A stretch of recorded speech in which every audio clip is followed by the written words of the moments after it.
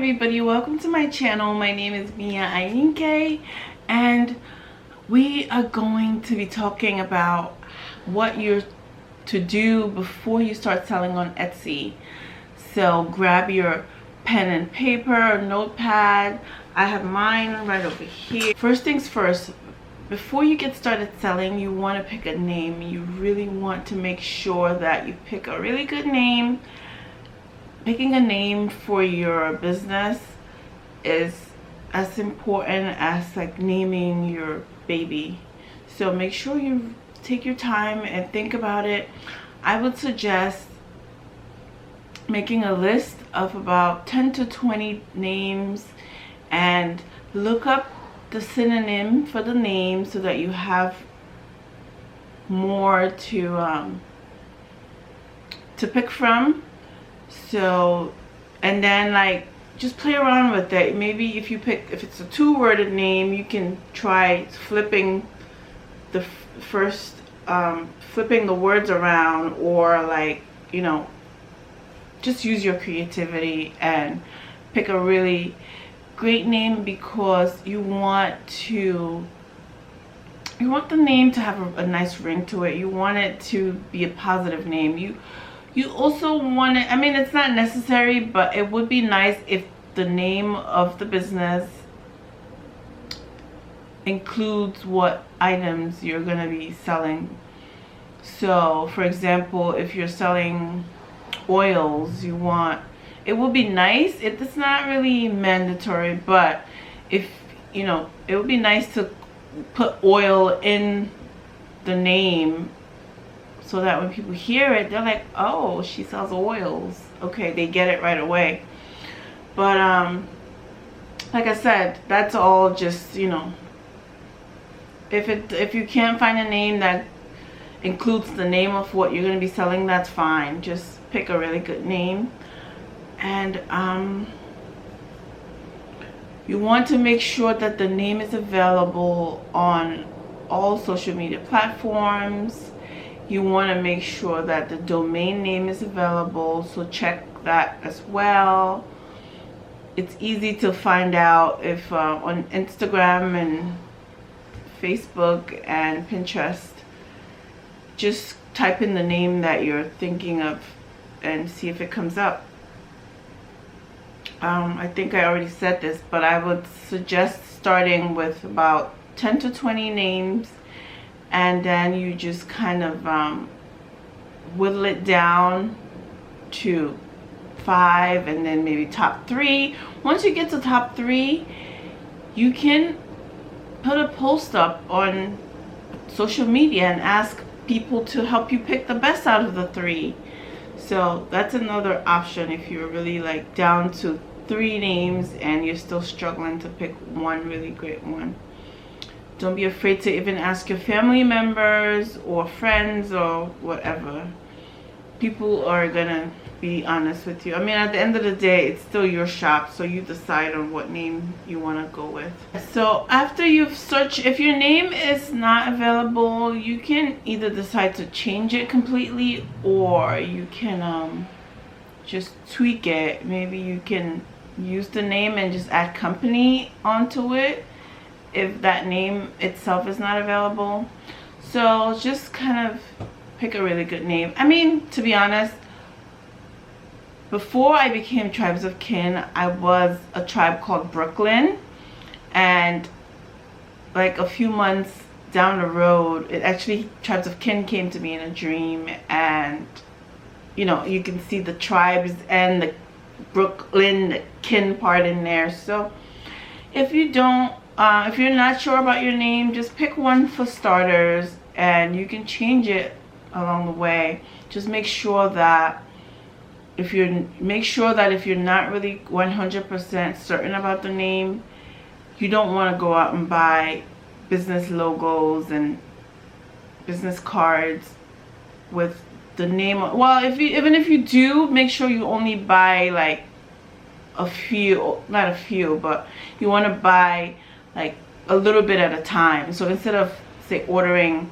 1,000 business cards, maybe you can start by ordering 100 until you're really certain, and then once you've locked down the names on every social media platform and the domain name, then you're really 100% sure, then you could go ahead and order your supplies in bulk with your name on it, just to save yourself some money, because I made that mistake when I was starting out. But if you are sure about the name, you can go ahead, and I would suggest, well, for example, I can only give you my example.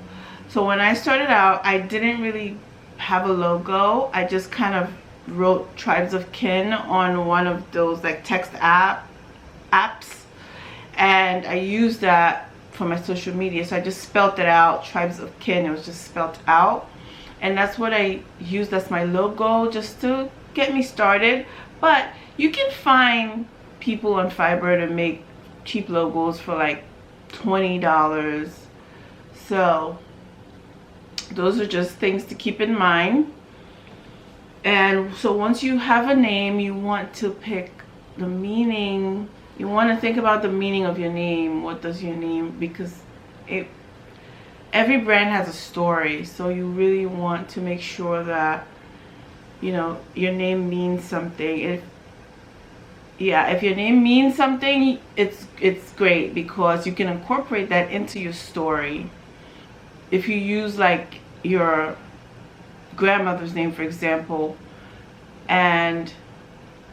or you use part of your grandmother's name and then added something onto it, you know, that's a great story, especially if your grandmother's like your inspiration. So just think about things like that. So you also want to have a slogan, and you want to pick your brand colors. So for example, my brand name is Tribes of Kin, and my slogan is for kindred spirits. And my brand colors are green. So you want to really pick your brand colors, because once you start posting on social media, or if you go to order your labels or business cards, you want to keep them all the same color, so that it's all uniform and it's professional. It just looks better. And then once you start posting on social media, you also want to keep those colors in mind and use them, so that when somebody sees the color, hears the name, or sees the color and the name, they know exactly that it's, like for example, Macy's. You see it's the red star. You don't see Macy's and you think of Heineken, which is a green star. So you want to pick your colors, pick your slogan, and then you also want to pick your keywords. Your keywords are going to come into play when it's time to like write your captions on social media, even on your website or on the Etsy site. You want to incorporate those. You want to incorporate those the slogan and the keywords, so that way you're easily searchable. So you want to, once you pick the keywords, make sure you're using them everywhere, putting them everywhere, hashtagging them everywhere. It's on your items, tagging them, so that if they go to if you put in Tribes of Kin on Etsy, I'm gonna come up. It's just makes you easily searchable. So and then you want to think about what social media platforms you want to use for your business. So you know, we have Instagram, Facebook, TikTok, and Pinterest. Figure out if you want to just pick 2 of those to use just to start, or if you want to use all 4. I would suggest, even if you don't plan to use all 4 platforms, just go ahead and create an account so that you can hold on to the names. And you know, I've noticed that a lot of names, because I search for names come to me, and sometimes I look them up just to see if they're available and if I might want to do something with it. And some people, it looks like people are just holding on to names just in case they need it. It kind of smart, but it's also like not, if you're not going to use it, if you're just holding it so that someone else can't use it. It's just bizarre. But I've noticed that there's certain names that when you search, they're not available, but they're also, if you look at the account, you see that it's been created. It's just being held. No one's really posting and using it. So yeah, don't even get me started on that. So yeah, so make sure you get your social media channels and you open up accounts on all of them. And also, once you're sure about your domain name, you want to go ahead and secure that so that no one else takes it. So you also want to make sure that you figure out who your audience is. So who are you going to be selling to? You have to really narrow it down. So you want to pick the age range, the sex of, is it women, and what, if it's women, what age range are these women in? What are these women passionate about? Where do they, are they, you know, if it's, for example, like let's say, for example, my I have my third Etsy shop, which I just opened, is all about fruits. So I would, in my case, I'm targeting women ages, college age, so let's say about 21 to 41, and they're passionate about their health, they work out, and they're all about like natural things and eating naturally and taking care of, they're passionate about taking care of themselves. So you really want to like really narrow it all the way down. So make sure you get the age range, the gender, the location, also like where are they staying, because once you start running ads, you want to target that location. And also career, what kind of career are they into, you know, what do they do for a living? So keep all that in mind. You write down, find and write down 5 to 10 accounts that are doing the same things that you're trying to do, and you don't want to copy them. That's a big no-no, but you want to use them for inspiration. You want to see how they're posting, what hashtags they're using, what keywords they're using, because that's going to inspire you. And so you also want to like see what they're not doing. What are they not doing that you can do better? What can you do to make it so that what are you going to do to make it stand out? Because, you know, there's lots of people doing the same thing, but you should never let that discourage you, because it doesn't matter how many people are doing it. If you're doing it your own way and you're putting your own twist to it, you're gonna find your own tribes of people.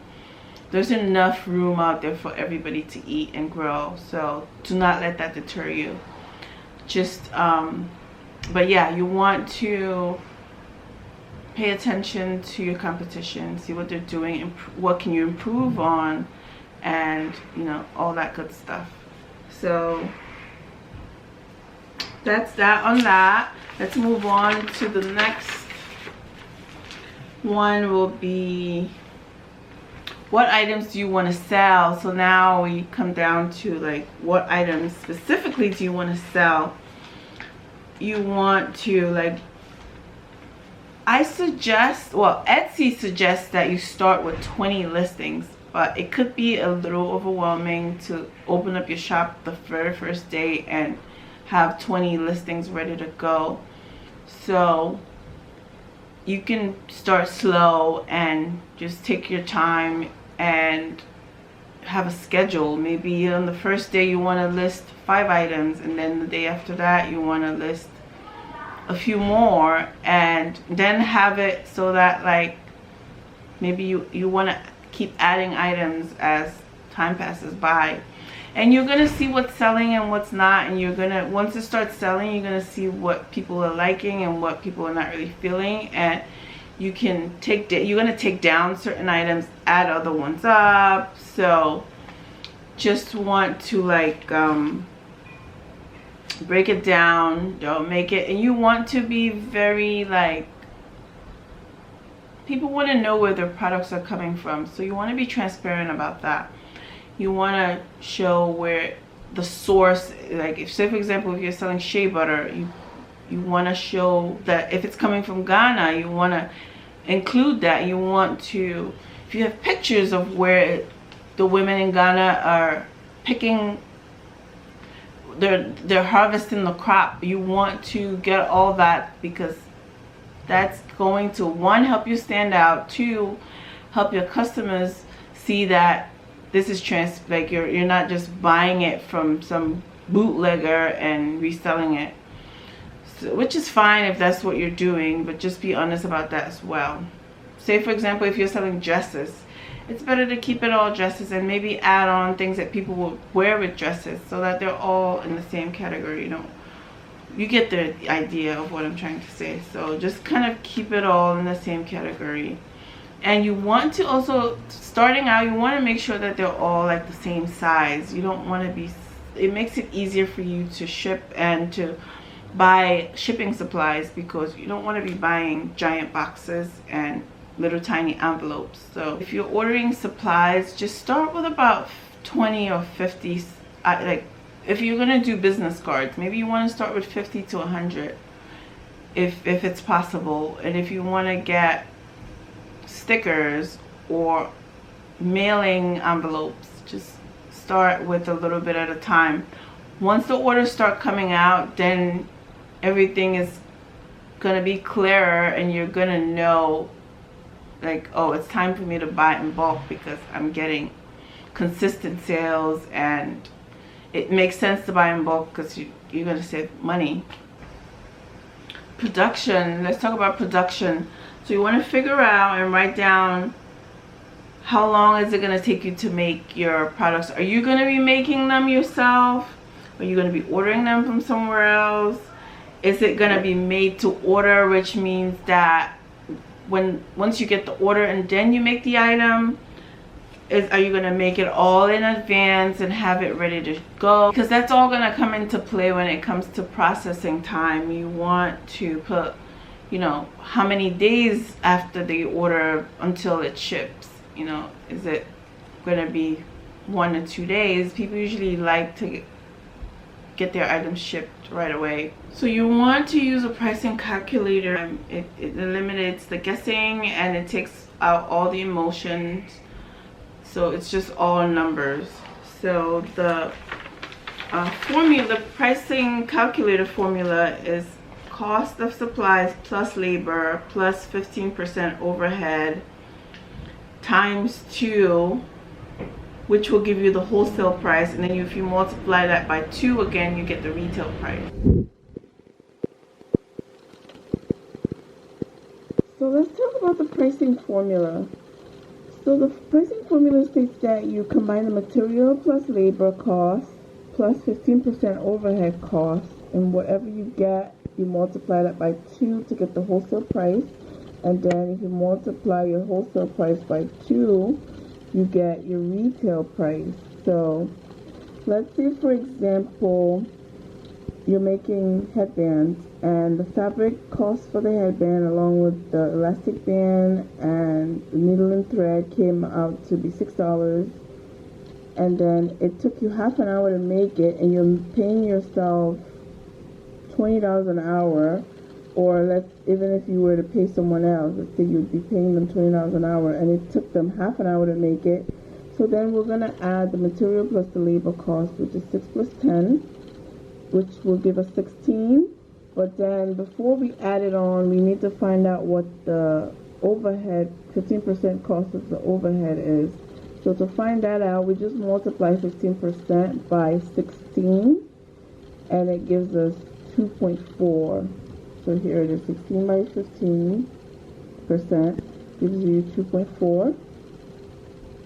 And then, so now you add the 6 plus 10 plus 2.4, which gives you 18.4.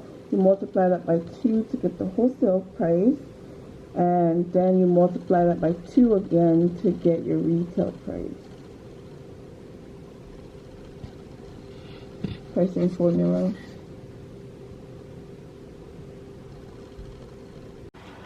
So that pretty much concludes everything that you need to know and do before you start your online shop, or your, in this case, your Etsy shop. Thank you so much for watching. I hope you found value in this. If you did, give me a thumbs up. Comment below, let me know which one resonated with you, and show me some love, you guys. I mean, you know, I'm trying to grow, and I'm trying to bring you new videos every Friday, so make sure you stay tuned for, or check every Friday for new videos. We're gonna be business besties. Thank you for watching. My name is Mia Ayinke, and my Instagram handle is @tribesofkin.